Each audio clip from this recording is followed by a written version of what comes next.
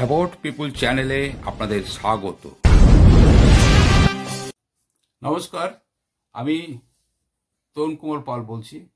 About পিপুল চ্যানেলে আপনারা অনেকেই চোখ রাখেন, অনেক রকম মন্তব্য করেন এবং আমাকে সমৃদ্ধ করেন। আমি সবার কাছে কৃতজ্ঞ। যারা বিরোধিতা, আমার প্রতিবেদন বা পোস্টের উপর বিরোধিতার পোস্ট করে মন্তব্য করেন, তাদের কাছেও আমি কৃতজ্ঞ। এই কারণের জন্য বলবো, তারা আমাকে সাহায্য করেন আমার কোন জায়গাটায় আমার বক্তব্য পেশ করবার সময় ভুল হচ্ছে সেটা তারা ধরিয়ে দেন। এটা তো সমৃদ্ধ করাই বলা যায়। তো যাই হোক, আমি 2026 সালে যে পশ্চিমবঙ্গ বিধানসভা নির্বাচন আসছে, আমরা তো ওই একটা দিনই রাজা, তারপরে তো প্রজা হয়ে যাই। তো অতএব যদি একদিনের জন্য রাজা বানানোর কৌশলটা আমাদের হাতেই থাকে, তাহলে তো আমাদের ভাবনা চিন্তাগুলো অনেক আগের থেকে শুরু করতে হয়। কারণ কেন বোতাম টিপবো এবং কোন দলের পক্ষে টিপবো, ইভিএম এর বোতামের কথা বলছি, তাহলে এই কেনের উত্তরের জন্য অনেক অনেক পথ তো হাঁটতে হবে, খুঁজতে হবে, বুঝতে হবে। সেই জন্যই আলোচনা অনেক আগের থেকে শুরু করতে হয়। আমি এই 2026 সালে যে ইলেকশন, বিধানসভা ইলেকশন, সেই ইলেকশনে আমার কাছে প্রধান সমস্যা হয়েছে বেকারির সমস্যা, বেকারত্বের সমস্যা। অন্য সমস্যাগুলো কি নেই? অবশ্যই আছে। সেগুলো ধারাবাহিকভাবে বিভিন্ন পর্বে বলা যাবে। কিন্তু এই মুহূর্তে যে সমস্যাটা প্রতিনিয়ত ভয়ঙ্কর রূপে চোখে ধরা পড়ে, সেটা হচ্ছে বেকারির সমস্যা। রাস্তাঘাটে যখন বেরোই এবং বিভিন্ন লোকের সাথে কথাবার্তা হয়, অল্পশি ছেলে মেয়েদের সাথে দেখা সাক্ষাৎ হয় আর কি, চেনা জানা মানুষ যারা রয়েছে তাদের ছেলে মেয়ে ইত্যাদি ইত্যাদি, প্রত্যেকের মুখে একটাই কথা যে তারা ভালো নেই, জব করছেন ভালো নেই। প্রত্যেকেই দেখি বলেন এই চলে যাচ্ছে ইত্যাদি ইত্যাদি, এই টাইপের, কেটে যাচ্ছে চলে যাচ্ছে, ভালো নেই বুঝতে পারি। আর যারা কাজ করছেন তারা প্রচণ্ড ব্যস্ততা নিয়ে ছুটছেন। আমি দেখেছি আমার পাশ দিয়ে সুইগি জোম্যাটোর গাড়ি চালিয়ে চলে গেল যুবক, এত দ্রুত গতিতে যাচ্ছে, সামনেই রাস্তা ক্রস করতে হবে, বড় রাস্তা মানে যশা রোড, তাতে বিপদের সম্ভাবনা রয়েছে।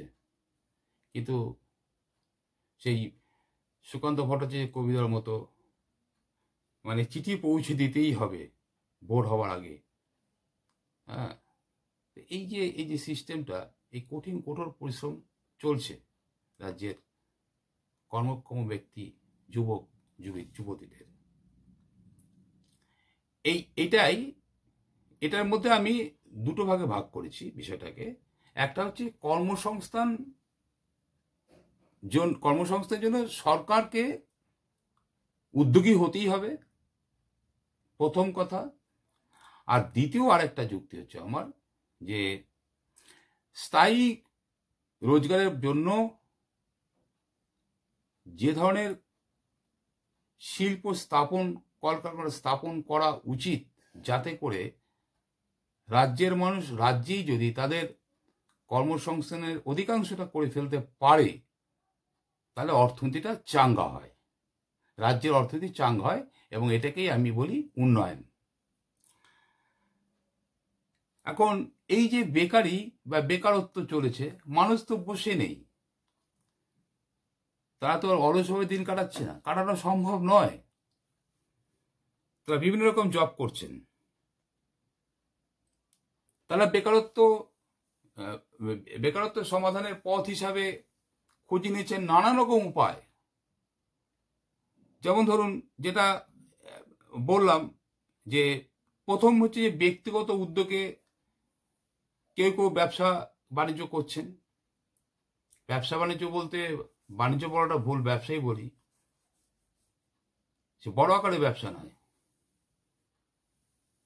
যারা একটু অর্থ জোগাড় করতে পারছেন বাড়ির অর্থ উপার্জনশীল ব্যক্তির কাছ থেকে, সে বাবা, কাকা, দাদা, যাই হোক, বা মা ইত্যাদি, তারা ওই আমি দেখছি রাস্তার পাশে পড়াশোনা যারা মানুষ, শিক্ষিত মানুষজন অনেকেই আছে, গ্র্যাজুয়েশন কমপ্লিট করেছেন, চাউয়ের দোকান দিয়েছে, egg roll, mutton role, chicken roll বা চপ ভাজছেন, যেটা হিসাব নিয়ে তো অনেক নিন্দামন্দের কথা শুনেছি, মুখ্যমন্ত্রীর মুখ দিয়েই বেরিয়েছে, বলেছেন যে চপ ভাজো, মুড়ি ভাজো, মুড়ি বিক্রি করো, ইত্যাদি ইত্যাদি। এই টাইপের জব, এইরকম ব্যবসা করছে। এর চেয়ে বড় ব্যবসার বেকারদের হাত সম্ভব নয়। এই কাজ যারা করছেন, যারা করছেন না তাদের আবার একটা অংশকে দেখছি, তারাও শিক্ষিত সম্প্রদায়, সাধারণ শিক্ষিত, তারা বিশেষ কোনো ডিপ্লোমা বা কোনো টেকনোলজিক্যাল ডিগ্রি নেই তাদের বিশেষ, তো তারা কেউ তাদের হয়তো ব্যাংকে কেউ গ্যারান্টার হয়েছে, সেই ব্যাংক থেকে লোন নিয়ে অটো, টোটোটাই বেশি দেখা যাচ্ছে, এই অটো কিনে তারা ওই মাসিক কিস্তিতে টাকা শোধ দিয়ে এইসব কাজও করছে। আবার এই কাজগুলো অনেকেই তো করতে পারছেন না, সবার পক্ষে তো গ্যারান্টার পাওয়া সম্ভব নয়। এর বাইরেও দেখতে পাচ্ছি বেশ কিছু ছেলেকে দেখতে পাচ্ছি। ও প্রসঙ্গত বলি, আমি যে এলাকা থেকে, আমাদের এখানে, আমি শহরাঞ্চলের মানুষ, দমদম, এখানে মেয়েরাও টোটো চালাচ্ছে।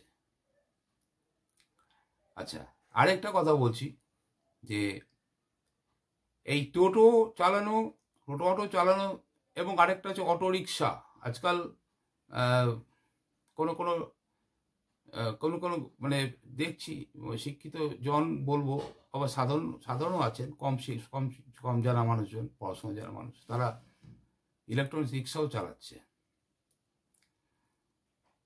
এর বাইরে আমি আরো কিছু মানুষকে দেখতে পাই, তারা ওই প্রথমে যেটা বললাম প্রাণের ঝুঁকি নিয়ে ওই খাবার সরবরাহ, আজকাল তো অনলাইন খাবার ডেলিভারি ব্যবস্থা আছে, তো খাবারের গাড়ি, মানে খাবারকে পিছনে বসিয়ে, বাইক বা সাইকেলের পিছনে বসিয়ে প্রচণ্ড গতিতে ছুটে চলেছে জীবনের ঝুঁকি নিয়ে, রাস্তা ক্রস করছে, হাই রোড যেটা বললাম, যশোর রোড, এরকম সব রাস্তা ক্রস করছে, এদিক ওদিক তাকিয়ে ফুস করে বেরিয়ে গেল।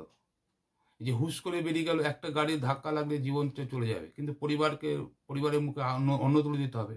এবং এইগুলো কিন্তু সব কমিশন ভিত্তিক কাজকর্ম, নো ওয়ার্ক নো পে। আসলে মানে কাজ করলে কমিশন, তার ভিত্তিতে পয়সা, না হলে নেই। কিন্তু প্রাণের ঝুঁকি নিয়ে তারা ছুটছে দিগন্তে।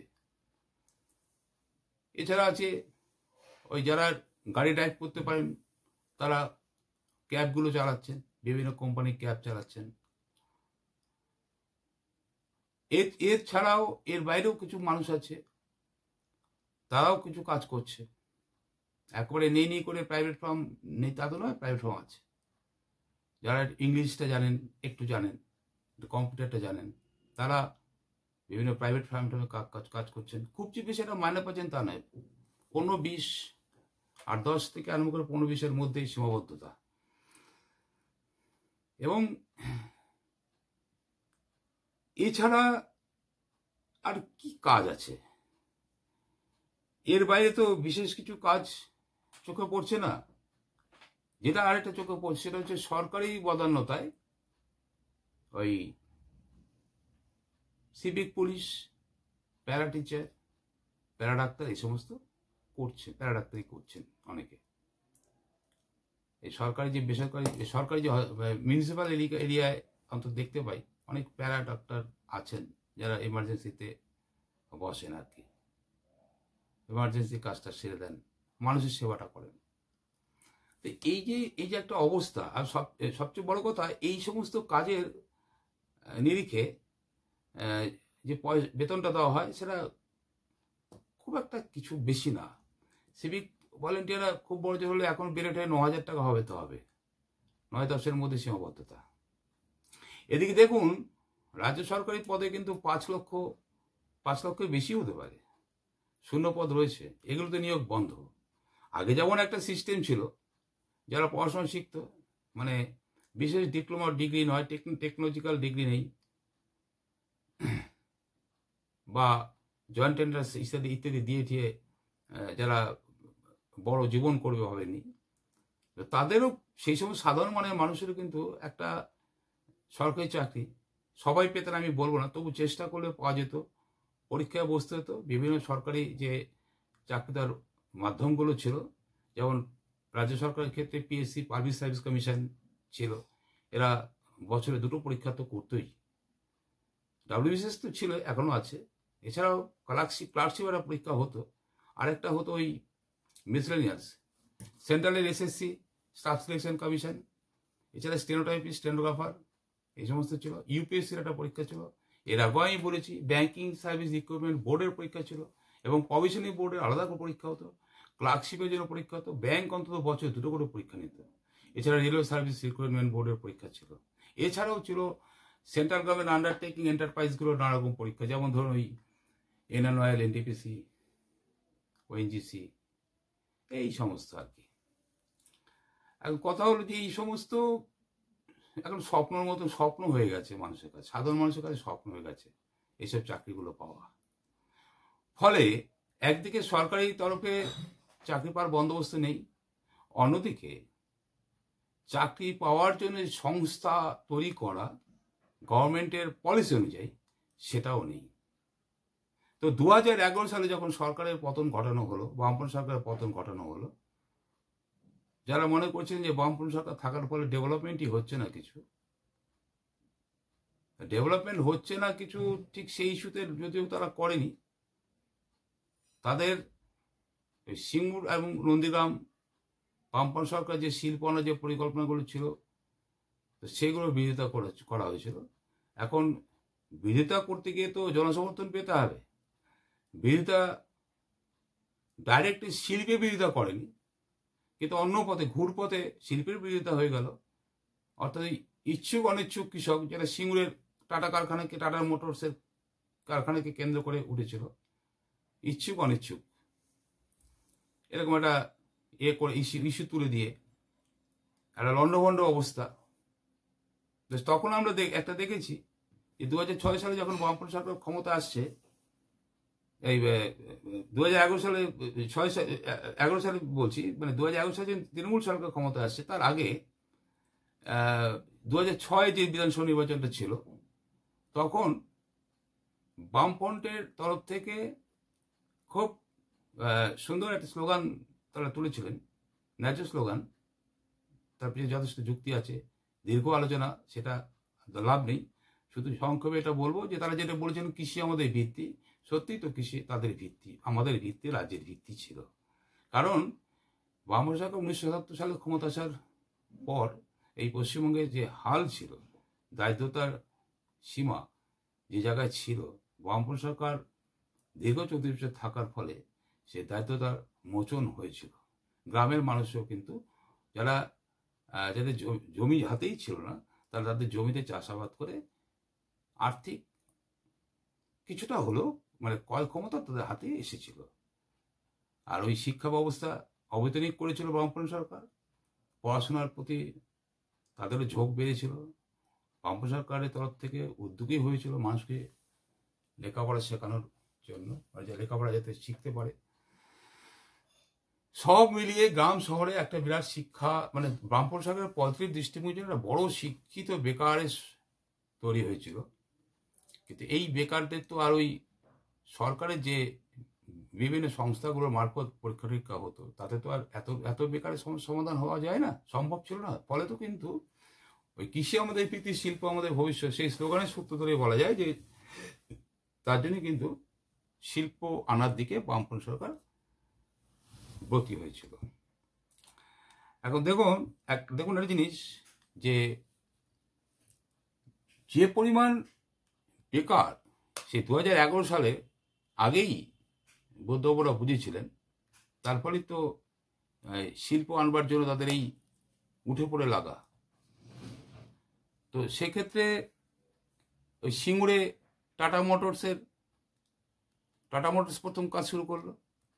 নন্দীগ্রামে একটা কেমিক্যাল হাবের কথা বলা হচ্ছিল, নয়াচর ছিল, রঘুনাথগঞ্জ ছিল, শালবনী, কাটোয়াতে এনটিপিসি, অন্ডাল, কোনো কিছুই বাদ ছিল না, সবগুলি পরিকল্পনা মাফিক এগোচ্ছিল। রাজারহাট, ইনফোসিস, উইপ্রো, এদেরকে জমি দিয়ে বামপন্থী সরকারের ইচ্ছে ছিল ইনফরমেশন অ্যান্ড টেকনোলজি, যে কাজটা করতে রাজ্যের বহু যুবক যুবতীরা বেরিয়ে যায়, সব জয়েন্ট এন্ট্রান্স দেওয়ার পরে ভিন রাজ্যে চলে যাচ্ছে।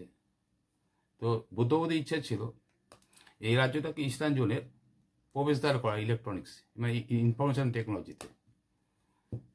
সব কিছু হুড়মুড়িয়ে ভেঙে পড়ে গেল বামপন্থী সরকার পতনের জন্য। যে শ্রেণীর মানুষগুলো বামপন্থী সরকারের প্রতি শ্রদ্ধাশীল ছিল না, তারা ক্রমবর্ধমান মানুষের ক্ষোভ তো উঠেছিল, ক্ষোভ তো থাকবেই। 34 বছর ধরে এটা সরকার সব মানুষের সব সমস্যার সমাধান তো করতে পারেনি, চেষ্টা চালাচ্ছিল। এরকম চেষ্টা এর আগে কোনো সরকারের তরফ থেকে দেখা যায়নি। তো ফলে যেটা হয়েছে যে যারা মানে অপছন্দ ছিল, অপছন্দের কারণ হচ্ছে বামপন্থী সরকারকে আমরা চাই না, আমরা নিজেদেরকে চাই, সরকার দেখতে চাই। তো নিজেদেরকে দেখতে চাই বলে তারা যে হাওয়া তুললো, তাতে করে ওই সাধারণ মানে ক্ষুব্ধ মানুষ যারা ছিল, যারা আমরা অনেকে তলিয়ে ভাবতে পারি না, ক্ষোভে মিলে গেল, একত্র হয়ে গেল, বহু মানুষ বামপন্থী সরকারকে সরিয়ে দিল। খুশি হয়ে গেল যারা ভেবেছিল বামপন্থীর বদলে আমরা আসবো, আমরা থাকবো, আমরা কাজ করবো, আমরা করবো, সব তারাই খুশি হলো। আস্তে আস্তে মানুষের ভুল ভাঙলো। আজকে যেমন আমি বলছি, সেদিন তো আমি এরকমভাবে আসিনি বলবার জন্য। তো বেকারদের এই কর্মসংস্থানের ব্যবস্থাটা বুদ্ধবাবুরা খুব ভালো ভেবেছিলেন, এবং যে ইস্যুতে তাদের চলে যেতে হলো, কৃষি জমিতে শিল্প হবে না কৃষিকাজই হবে। তো কথা হচ্ছে যে সেই ইস্যুটা বুদ্ধবাবুরা নিয়েছিলেন, কাজটা করবেন ভেবেছিলেন, শিল্প স্থাপন করবেন, কিন্তু পারেননি চরম বিরোধিতার জন্য। তারপরে হেরেও গেছেন, চলেও গেছেন। কিন্তু যেখান থেকে বুদ্ধবাবুদের যেখান থেকে শেষ করতে দেওয়া হলো, মানে শেষ পুরো করতে দেওয়া হলো, শেষ থামিয়ে দেওয়া হলো, উচিত ছিল সেই জায়গার থেকে ধরা। সেই 2011 থেকে আজ 2024, এই দীর্ঘ 13টা বছর, তারপর ধরুন এই 14 বছর হতে চলছে, কিছুদিন মধ্যে হয়ে যাবে। তারপরে তো মানে এই ভোটের বছর, 25-এ 14 বছর কমপ্লিট হবে জুন মাসে, তারপরে বছরটা ভোটের বছরে পড়ে গেল। কি করলো? শিল্প তো হলো না, তারপর থেকে কোনো শিল্প তো স্থাপন হলো না। মানুষ নিজের উদ্যোগে এটা সেটা যেটা বললাম এইভাবে করে চলছে, আর একটা বিরাট অংশ মানুষ কিছুই কাজ নেই। আর এই যে পরিযায়ী শ্রমিক হয়ে চলে যাওয়া, অথবা পরিযায়ী হয়ে শিক্ষিত ছেলেমেয়েরা যে চলে যাচ্ছে, পশ্চিমবঙ্গটা বৃদ্ধাশ্রমে পরিণত হচ্ছে, ক্রমশ দেখতে পাওয়া যাচ্ছে। বয়স্ক লোকজনই থাকবে পরে, যদি এইরকম অবস্থাটা বজায় থাকে। কোনো চিন্তা ভাবনা নেই। রাজ্যের মানুষকে, যৌবনকে বা মানুষকে মানব সম্পদ বলে মনেই করে না। যদি যৌবনকে মানব সম্পদ বলে মনে করতো বা মানুষকে মানব সম্পদ বলে মনে করতো, তাহলে মানুষকে এই রাজ্যেই তাদের অর্থনৈতিক কাজ করবার সুযোগের বন্দোবস্ত করে দিয়ে অর্থনৈতিকভাবে রাজ্যটাকে চাঙ্গা করতে পারত। আমরা জানি যে রাজ্যেই যদি কলকারখানা হয়, রাজ্যের মানুষ রাজ্যে যদি কাজ করতে পারে, তাহলে সেই রাজ্যটা কত সুন্দর রাজ্য হয়ে যায়। এইটাই তো উন্নয়ন। এছাড়া কি উন্নয়নটা কি? 4টে রাস্তা বানিয়ে দেওয়া হলো, বা বানানো মানে কি, কোনো রাস্তার উপর পিচ ঢেলে দেওয়া হলো, 3-4টে লাইট জ্বালিয়ে দেওয়া হলো, বা একটু রং চং করে দেওয়া হলো, এগুলো উন্নয়ন নয়। দেখতে ভালো লাগে, বাড়িতে জামা কাপড় পরলেও আমাদেরও তো ভালো লাগে, তাতে তো আর উন্নয়ন হলো না। রাস্তাঘাটের উন্নয়ন হলো, মানুষের পকেটে টাকা কোথায়? মানুষের হাতে তো অর্থ নেই। তো মানুষের হাতে যদি ক্রয় ক্ষমতা বাড়াতে না পারলাম রাজ্যের মানুষের হাতে, তাহলে কিসের উন্নয়ন? রংচং করে রাস্তার প্রলেপ দিয়ে, হ্যাঁ, আর লাইট ফাইট লাগিয়ে জ্বালিয়ে দিয়ে যদি ঝলমলে করে বলা হয় যে রাজ্য উন্নয়ন হয়েছে, বিরাট কিছু, তা হয় না। দেখতে হয় রাজ্যের মানুষের ক্রয় ক্ষমতা আছে কি নেই। এই জায়গাটা এই সরকার 13 বছরে একদম ব্যর্থ। এবার যদি প্রশ্ন হয় তাহলে কাকে, তাহলে এই এরা তো ব্যর্থ, তাহলে কাদেরকে পছন্দ করা হয়? এই কথা বললে আমি তো প্রথমেই বলবো বামফ্রন্টকে। বামফ্রন্টকে কেন? এরা পরীক্ষিত।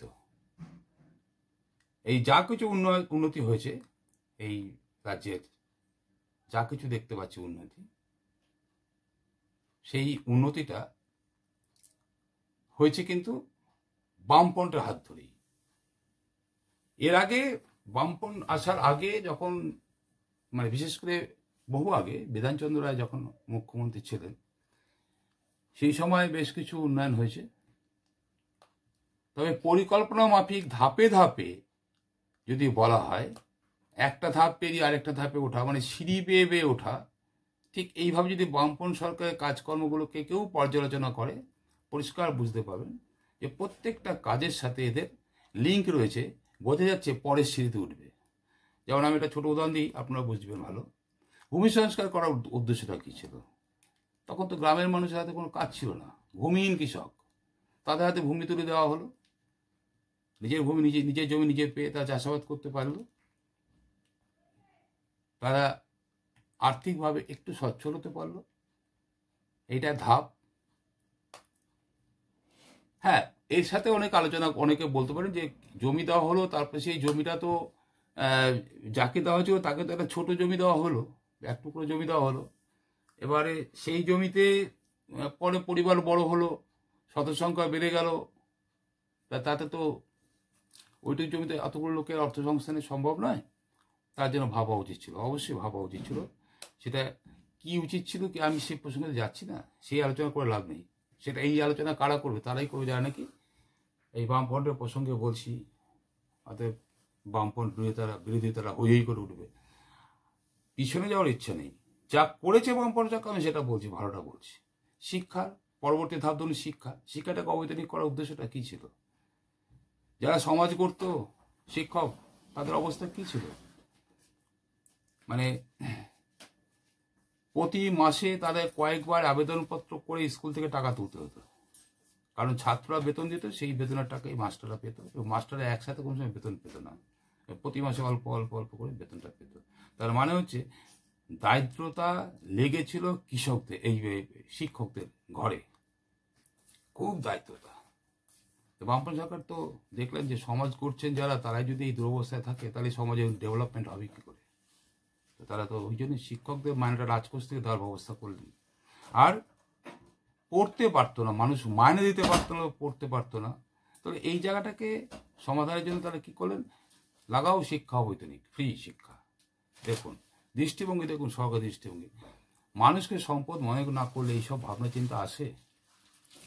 পঞ্চায়েত রাজ 78 সালে বামফ্রন্ট সরকার প্রতিষ্ঠা করলেন। উদ্দেশ্যটা কি? জ্যোতিবাবু তো আমার স্পষ্ট মনে আছে, জ্যোতিবাবু বলেছিলেন যে সরকারটা শুধু রাইটার্স থেকে পরিচালনা হবে না, অর্থাৎ আঞ্চলিক লোক ভাববে তাদের কি সমস্যা, তার গ্রামে ভাববে বসে, শহরে মিউনিসিপ্যালিটি, শহরে মানুষজন ভাববে, এবং সেখান থেকে সিদ্ধান্ত হবে কি কি ডেভেলপমেন্ট হওয়া দরকার, কিভাবে কি এগোনো দরকার, অর্থাৎ সবাইকে ইনভলভ করে নেওয়া। উদ্দেশ্য তো ভালো ছিল। এবার প্রয়োগের ক্ষেত্রে কোথায় কি হয়েছে আমি সে প্রসঙ্গে যাচ্ছি না। ভালো মন্দ থাকে, মন্দ কিছু তো হয়েছেই, মন্দ কিছু না হলে মানুষের ক্ষোভ জন্মাবে কেন? কিন্তু সরকার দৃষ্টিভঙ্গি তো খারাপ বলা যাবে না, কি করে খারাপ বলবো? এইরকম ভাবে যখন জ্যোতিবাবু এই এই কাজগুলো করছিলেন, এক এক করে করছিলেন, তখনও কিন্তু কলকারখানা স্থাপন করবেন মানে তিনি বললেই শিল্পপতিরা আসবেন তা তো নয়। তিনি বহু চেষ্টা করেছেন, শিল্পপতিদের উদ্যোগী হয়েছেন। কিন্তু কথা হচ্ছে কি, লাইসেন্সিং প্রথা, মাসুল সমীকরণ নীতি, আমি এই বিষয়টিতে দুটোতে ডিটেলসে যাব না, সময় কম। শুধু এটুকুনি বলি যে 91 সালের আগে এখানে শিল্প স্থাপন করা যায়নি, ছাড়পত্র পাওয়া যেত না। সারা ভারতে শিল্প স্থাপন করতে গেলে একই রকম ট্যাক্স বা মাসুল দিতে হতো না, মানে আলাদা আলাদা ছিল, কোথায় বেশি কোথায় কম। এইটাকে মাসুল সমীকরণ নীতিটাকে বুঝতে জ্যোতিবাবু এই রাজ্যে হাতে অধিক ক্ষমতা দিতে হবে এই দাবিটা তুলে বহু অকমিউনিটি রাজ্যের প্রায় সব অকমিউনিটি রাজ্যের মুখ্যমন্ত্রীদের একত্রিত করে তিনি কিন্তু এটাকে প্রতিষ্ঠা দিতে পেরেছিলেন। 1991 সালে শিল্পে লাইসেন্সিং প্রথার বিলোপ এবং মাসুল সমীকরণ ইত্যাদি চালু হলো। কলকারখানা মানে শিল্পপতিদের এবারে উদ্যোগী হয়ে ডেকে আনা যায় রাজ্যে। এরকম একটা পরিস্থিতি সৃষ্টি হতে কিন্তু 1991 সাল লেগে গেছে। তারপর তো একটা সিস্টেম চালু হলো। এবার যারা ব্যবসা করতে আসবেন, বাণিজ্য শিল্প বানাতে আসবেন, তাদেরও তো এবার আসতে হবে। কোথায় কে কিরকম সুযোগ সুবিধা দিচ্ছে না দিচ্ছে তারা তো দেখবেন। এটা সরকারি উদ্যোগে শিল্প নয়, বেসরকারি উদ্যোগ। তো সেই কাজটা জ্যোতিবাবুর তরফ থেকে শুরু হয়ে গিয়েছিল। জ্যোতিবাবু শারীরিক অবস্থায় মুখ্যমন্ত্রী তো ছাড়লেন, বুদ্ধবাবুর হাতে মুখ্যমন্ত্রী অর্পণ করলেন। বুদ্ধবাবু এলেন। বুদ্ধবাবু এসে 2006 সাল থেকেই স্লোগান তুলে দিলেন তারা, কৃষি আমাদের ভিত্তি, শিল্প আমাদের ভবিষ্যৎ। দেখুন, সব পরিকল্পনা মাফিক। এবং তারপর যেটা হয় যে সেই সিঙ্গুরের কারখানা প্রথম শুরু হলো, টাটা শিল্পগোষ্ঠী এলো। এবং আমরা তো অনেকেই আশাবাদী হয়েছিলাম যেটা ওই জামশেদপুরে টাটানগরের মতন সিঙ্গুর না কোনো আরেকটা টাটানগর হয়ে যায়, হওয়ার সম্ভাবনাও ছিল। টাটাদের সেরকম ইচ্ছা টিচ্ছা ছিল। নন্দীগ্রাম্য তাই একটা শিল্প হাবের কথা ছিল। এর আগেও টুকটাক করে জ্যোতিবাবুরা কাজ করেছেন, বানতলা চর্মনগরী এসব সৃষ্টি তারা করেছেন। তারা কিন্তু সেক্টর 5 করেছেন, ইনফরমেশন টেকনোলজি। ইচ্ছা ছিল আরও বড়, মানে ভারতের মানে পূর্বাঞ্চলে প্রবেশদ্বার করবেন ইনফরমেশন টেকনোলজিতে, যার জন্য রাজারহাটে উইপ্রো ইনফোসিসকে ডেকে আনা, তাদের জমি টমি দেওয়া। শালবনীতে ওই ইস্পাত, সিমেন্ট, বিদ্যুৎ প্রকল্প স্থাপনের কথা ছিল শালবনীদের, ইয়েদের, জিন্দালদের।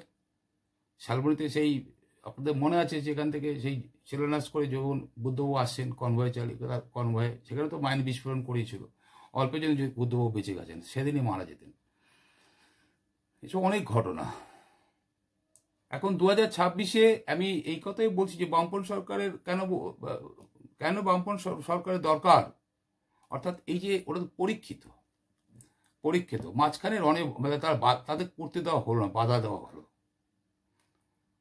কিন্তু যে স্বপ্ন, যে আশা বা শিল্প যে সম্ভাবনা প্রকাশ করে গেছেন বুদ্ধবাবু, সেটা তিনি কিন্তু এরকমটি হয়নি, আমি দেখিনি কোথাও যে তিনি পারলেন না। তারপরে কিন্তু তিনি জনসভায় দাঁড়িয়ে তিনি মানুষের কাছে কিন্তু বলেছেন এই সিঙ্গুরে এতদিনে কি হতো, বিশাল কারখানা মাদার থেকে আনতো, বিশাল কারখানা, একসঙ্গে যন্ত্রাংশের কারখানা, অ্যান্সিলিয়ারিজ থেকে বলে। সিঙ্গুরের চেহারা পাল্টে যেত, হুগলি জেলার চেহারা পাল্টে যেত। আমরা একটু করেছিলাম, আমরা আবার পারবো, আমরা ওই পথেই যাবো। সেটা তিনি কিন্তু এরকমটি হয়নি, আমি দেখিনি কোথাও যে তিনি পারলেন না। তারপরেও কিন্তু তিনি জনসভায় দাঁড়িয়ে তিনি মানুষের কাছে কিন্তু বলেছেন আমরাই তো পেরেছিলাম, আমরাই করেছিলাম, আমরা আবার করব, আমরা ওই পথেই চলবো, ওই পথেই হাঁটবো। এই যে জোর, অর্থাৎ পথটা ঠিক ছিল, ভুল তোমরা কেউ বলতেই পারো, আমি ঠিক পথেই ছিলাম। তাই মানুষের কাছে আবেদন, তারা আবার ভোট দিয়ে দেখুক সেই পথে এগোতে পারে কিনা। বামপন্থী সরকার সেই পথে হাঁটবে, সেই প্রতিজ্ঞা প্রতিশ্রুতি নিয়ে তারা কথাটা বলেছিলেন বুদ্ধবাবু। এবং এ বিষয়ে আমি একটা ভিডিওতে আপনাদের দেখিয়েছিলাম, যেদিন বুদ্ধ ভট্টাচার্য মারা গেলেন তার পরের দিন যখন তার দেহটাকে ওই হস্তান্তর হচ্ছে ইএনআরএসে মেডিকেল টিমের হাতে, তখন ওই সাংবাদিকরা মীনাক্ষীকে প্রশ্ন করেছিলেন বুদ্ধবাবুর সম্পর্কে। মীনাক্ষী সত্যি একজন প্রমিসিং, এন্টারপ্রাইজিং লিডার, অল্প বয়সী একটি মেয়ে। তার এই কথাটা ভোলার নয়, সেটা কথাটা আপনারা শুনেছেন, বহুবার শুনেছেন। আমি সেই ভিডিওটা আরেকবার দেবই প্রাসঙ্গিকতার কারণে। হারিয়েছি অভিভাবক, হারিয়েছি একজন নতুন করে স্বপ্ন দেখানোর মতন একজন মানুষ, যাদের চিন্তা শক্তি 50 বছর আগেকার পশ্চিমবঙ্গকে, ভারতবর্ষকে দেখতে পারে এবং চরম প্রতিকূল অবস্থাতেও নিজেদের গৃহীত সিদ্ধান্ত এবং পরিকল্পনাতে দাঁড়িয়ে থাকার মতন একটা ব্যক্তিত্বকে হারিয়েছি। কিন্তু পেয়েছি অনেক কিছু, শিখেছি অনেক কিছু। তাই যেটা পেয়েছি, যেটা শিখেছি, সেই সম্পদটা বাস্তবের মাটিতে ইমপ্লিমেন্ট করার জন্য যে জেদটা দিয়ে গেলেন, যে স্বপ্নটা, যে সাহসটা দিয়ে গেলেন, সেই কাজে পশ্চিমবঙ্গের ছাত্র যুবরা তার চোখ দিয়ে দেখা স্বপ্নকে পূরণ করার দায়িত্ব আমাদের। এই ভিডিওটা আরেকবার দেবই প্রাসঙ্গিকতার কারণে। এই যে মীনাক্ষীর আত্মবিশ্বাসের সাথে বলা যে বুদ্ধবাবুর দেহদান হচ্ছে, সেই সময় দাঁড়িয়েও মানে বামপন্থী দলের তো শোকে ভেঙে পড়লে হবে না।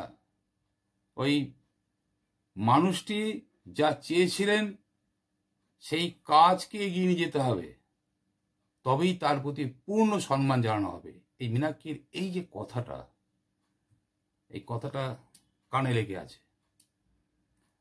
এবং বামেদের, বামফ্রন্টের যে তরুণ এক ঝাঁক নেতৃত্ব উঠে এসছে আর কি, এদের হাতে যদি, এত সৎ আদর্শবান মানুষজন এরা সবাই, প্রত্যেকে কিন্তু ক্যারিয়ার বানালে পরে অনেক কিছু করে ফেলতে পারতো, বিদেশে চলে যেতে পারত।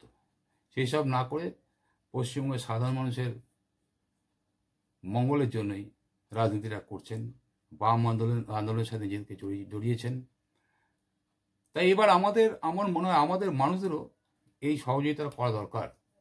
এই সমস্ত ছেলে মেয়েদের, মানে যারা নতুন বাম নেতৃত্ব, এদের হাতে রাজ্যভার তুলে দেওয়ার জন্য আমাদের প্রত্যেকেরই উচিত বামফ্রন্টের ইস্তাহার কি বেরোচ্ছে এবং কি প্রতিশ্রুতি দিচ্ছে আগামী দিনের জন্য, সেই দিকে লক্ষ্য রেখে বামফ্রন্টকে পুনরায় প্রতিষ্ঠা দেওয়া। নমস্কার।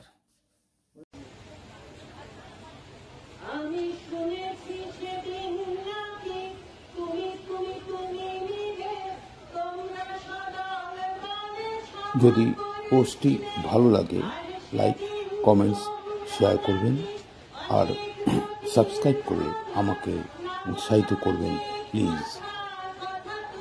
সবাই ভালো থাকবেন, ধন্যবাদ।